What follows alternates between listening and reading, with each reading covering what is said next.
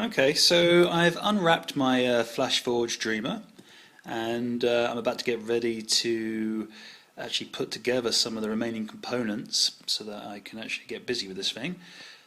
Step one is apparently I have to take this item here, which is known as the extruder set. Hello, Mr. Extruder set. And I've got to put him onto the extruder seat. And that would be this item here. So this, apparently, let's have a little inspection of this. Okay, so these lovely little golden brassy things here. Let's see if I get a bit of better focus. Focus. Well, anyway, if you can see those, they're the nozzles, and they have an almost pinprick. Can I get this thing to focus? Well, anyway, right at the end of those nozzles is a little tiny little hole where we'll be squeezing out our melted filament. Okay, I'm filming this on my iPad, so I'm not getting the best focal range. Anyway, this is supposed to be placed on here. This is supposed to be placed on here, this seat, with the fans facing forward. I can barely get that thing to fit in there now. This is going to be a whole lot of fun, I think. Oh, no, oh, that's not bad. Now then, 1 minute. Let's see. So, this would be the extruder seat, and I've got to get that. I've just got to line it up with its screws, and when we've got it in place, I'm going to have to screw it in. So we'll come back when that's done. See you shortly. Hello. So, if you look under here, I've already got a bite on those two screws, which were quite easily located from the tool set that came with this printer. So that's the first step. I'm just going to screw those in nice and tight. So far, so good. I'm going to try not to say so far, so good in this video every 10 seconds or every step I take. So, onward! So this is one of the toolboxes that comes with this, and it's mostly an Allen key based setup, so nice and simple. There are some screws in there. I've got a screwdriver actually. I haven't found a screw anywhere. Alright, let's plough forward. Alright, so I've done those up nice and tightly, and the next job apparently is there's an item that needs to go onto that little black square at the end of the fan there. The instructions tell me I've got to look for this item, and I haven't found it yet, but it might well be buried inside the guts of this machine. You can see there's a lot of wrapping going on in there. In fact, I've got these two spools, and underneath those spools there's a lot of polystyrene and things wrapped up in them. You can't quite seem to reach it because you've got this really heavy printing plate down on it. But it looks a bit delicate, and it looks like it can't be moved, but under closer inspection this thing will lift up, but you have got to, it does make a really interesting noise, but put a bit of, there we go, put a bit of pressure on it. You can see that the thing is turning. Let's see if I can get a bit of focus going on there. Are you going to focus? Come on. A bit delicate. Okay. Right. Now then, that now means I'm free to kind of get in here. Hey, at last, we're in. I'll start to pull out this, and I might actually find the item I was looking for. Now then, this does look, it's quite a lot of wires and things that all appear to be resting on everything. It's quite tightly packed, all inside the cavity of the printer. So let's see what I can pull out. Alright. Okay, he's free. What we got? So this is our first free spool of white filament. It comes with an item in here. I have a suspicion what that is, but I'm not 100% sure just yet. So we'll put you aside, and look, this is actually coming with more filament than I expected. I thought that I'd just get one. I did hear that I get the one white filament that we just showed, but it looks like we get a second one, which I'm not complaining about, in blue. Okay, well, I guess that's Sonic the Hedgehog print right there and there, isn't it? Okay, let's put this guy aside somewhere. I'm rapidly running out of space. Well, I haven't found the item I'm looking for just yet, but there are a few other things in this box. Now then, I have utterly no idea what some of this is. Let's take a dig. Nope, not in there. Oh, hello, hello, hello. Hello. That is the piece. Well, who'd have thunk it? Alright, let's attach that. Okay, well I'm holding my camera with one hand, so I don't know if I'm going to be able to get into here one-handed. Hang on. Yeah, man. Come on, John, you can do it with one hand, can't you? Yes! Ooh, it didn't go off the table. Let's get these guys. Alright. So this guy apparently needs to go. Let's just bring the camera down. Now that guy apparently is going to fit onto this guy in here. Excuse me, I'm not showing what's clearly going on. Alright, somehow this chap is going onto there, right up into that piece in there. So we'll see how that works in a second. Now, I've got a bite on that screw, but this was quite a sneaky one. If you look, I've managed to balance and leave the Allen key just floating there. Look at that, it's just under there, and it's quite tricky to reach, but it's going in, it's going around. Let's see if I can maintain a camera. Now you can't see too much. There we go. I'm turning it around this way. There we go. It's quite tricky to see what I'm up to. So I'm just going to keep on turning that one. But yeah, it's under there. Bit of a tricky one, that. Alright, so we're on to the spool holder and the spool lock. That would be this item. And the simple concept here is that your spool shall quite neatly go in there and hop up onto that, if I can get it to do it. I've probably already done something wrong, but that should go into there, and I should be able to have this guy float on that thing. Something like that. We'll move forward again. So I've put the white filament spool on. I already encountered a little problem. I actually don't know at this point if I did the right thing or the wrong thing, but the filament had a plastic film over this, which I assume at some point you'd have to take off before you can actually get busy.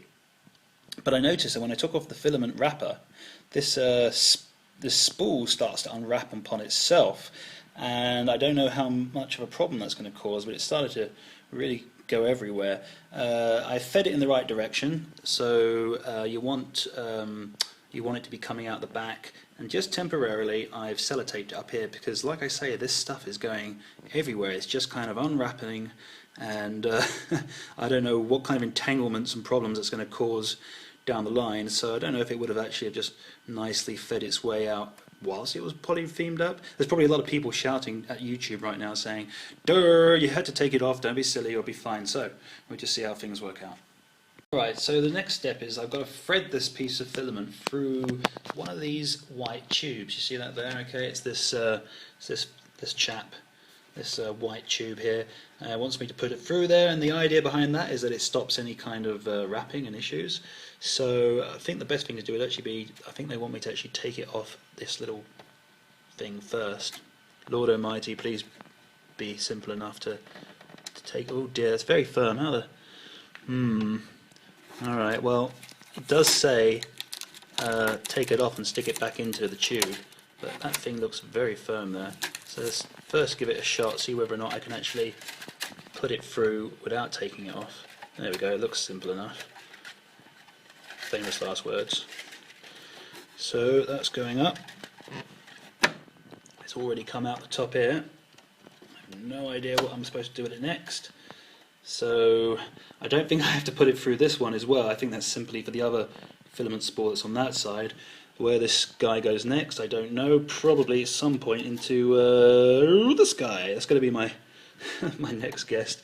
Because as you can tell, I clearly have no freaking idea what I'm up to. Derp derp derp.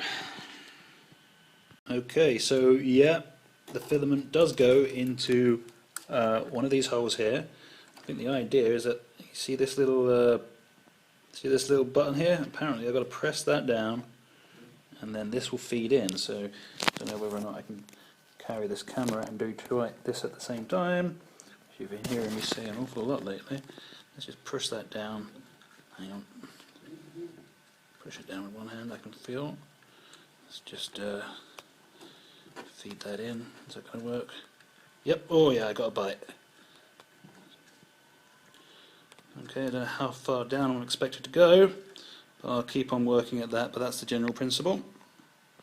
Alright, so the next up are these side panels, which are just going to be placed on here. That seems like a relatively easy job. In fact, I don't even think there's any screws. I should just be able to pop this guy up like that. Hey presto, let's go to the other side and get the other one in there. Let's just release this box. Alright, oh my lord, that's a nice easy one to do. Relief, come on. Movie. Alright, we're getting there. Alright, so the next step apparently is I've got to change the voltage of this printer, and apparently that voltage switch is supposed to be on the underside of this device. I remember hearing a little bit about this on the internet, and that it's a bit of a tricky find. I mean, frankly, it doesn't look anything like what it's telling me here. It's somewhere in this little area here. Not sure yet, so I'm going to have a real good tinker and find out just what the hell is going on, because I can't quite see what they're telling me. Be right back. Alright, so a few moments later it's become clear to me you've got to turn this machine literally on its ass. Well, not its ass, on its head actually. And there it is, okay. So that's what we were looking for. Actually the diagram is fairly clear, and I've got to figure out how to press that button and be sure that I got the right voltage. So I'm going to press that dude in there and we'll move on. So after all of that rigmarole and double checking on the internet what my voltage is, the button was already in the right place and all I had to do was put it back. So let's pull this thing back over. Alright, so it's getting real now. So we're going to plug it in and we're going to see what happens, and if I'm lucky I won't destroy it. It's on the right voltage. That's the only worry I've got, that somehow things go wrong. So let's get this plugged in. Alright, I'm sort of semi-pooping myself to find out what's going to happen here, because we're about to turn it on for the first time. Oh, please don't blow up. Hang on. Oi. Dum dum dum dum dum.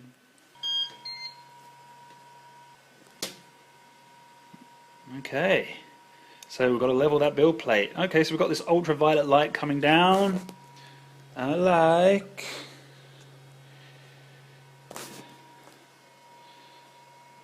Okay, that is the hum. I'm going to be hearing that now every day, every hour of the day, probably in my bedroom at night is where it's going to be. I'm going to hear that all day long. All right, let's keep this up. Right, so this bad boy comes with this build plate paper, which is a sticky adhesive, which apparently I've got to place onto the plate right here, and I'm probably going to, that'll be a fun thing to do. Got to peel it off and put it down. I'll probably get it all awkward and funky. Okay, let's see how we do it. Okay, from the main menu, tap tools and level. The extruder and build plate will begin to move and start positioning. Okay. Tools, hang on, tools, level, whoa, here we go.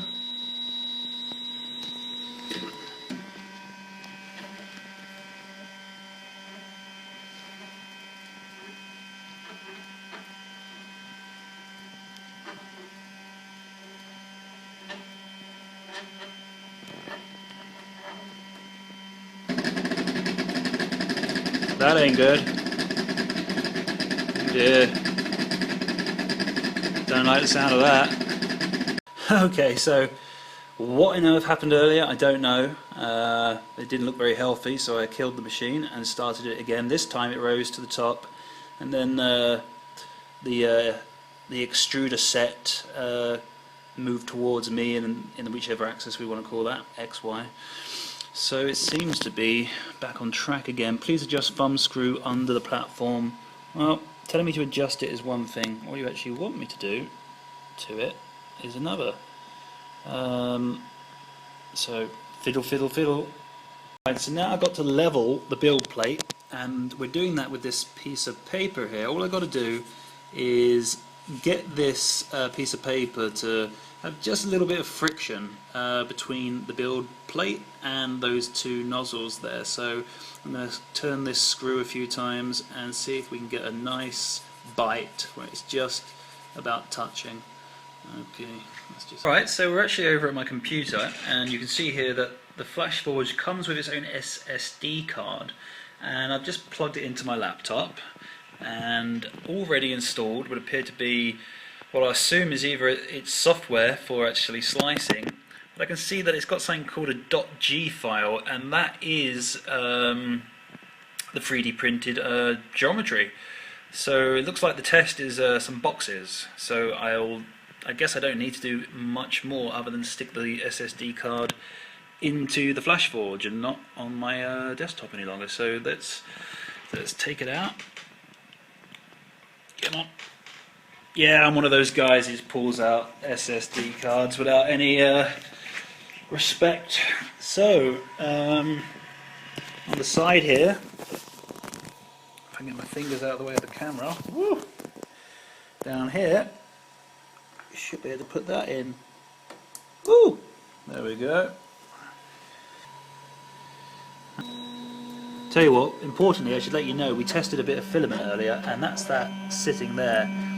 Now it looks a bit messed up, but we heated up the build plate, and I fed through the extruder over, where are we gone? Over here in the left nozzle, and that was what it started to pour out. So we're still at a high temperature. I think we're still at 230 degrees right now. But anyway, back to what's on the SSD card.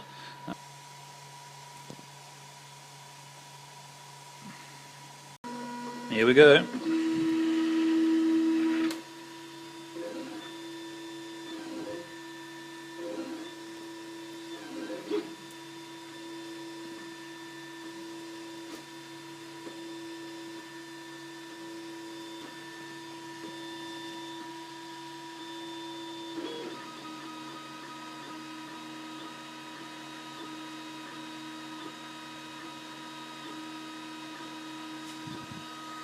Alright, we're getting some kind of result.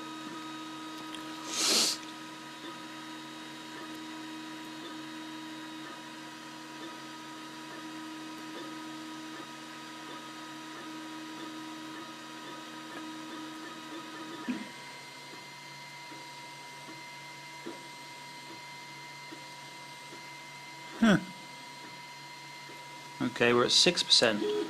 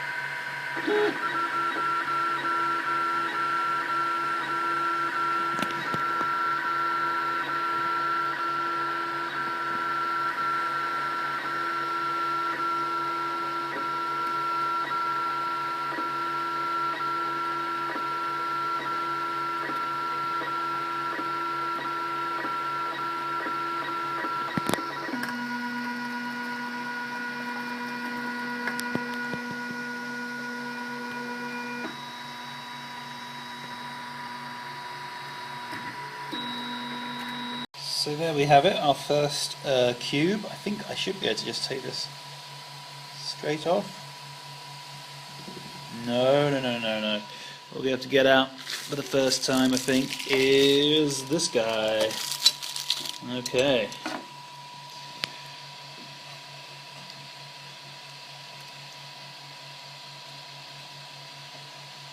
Good idea, bad idea? No. What do I do to get that guy off?